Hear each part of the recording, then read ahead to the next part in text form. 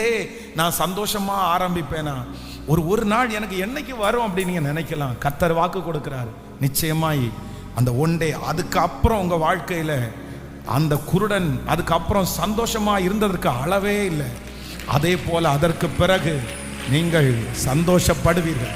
அதற்கு பிறகு அந்த ஒரு நாளை பார்த்ததற்கு பிறகு தொடர்ந்து உங்களுக்கு அற்புதத்தின் நாளாக தான் அமையும், ஆச்சரியத்தின் நாளாக தான் உங்களுக்கு அமையும்.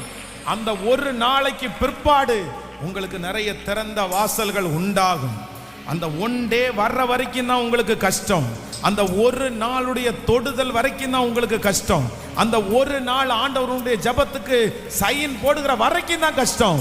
ஆனா ஆண்டவருடைய இருதயத்தை நீங்க திருப்பிட்டீங்கன்னா, ஆண்டவருடைய மகிமை உங்க மேல வந்துச்சுன்னா, அதற்கு பிறகு டெய்லி டெய்லி டெய்லி அற்புதத்தை உங்க கண்களால பார்ப்பீங்க.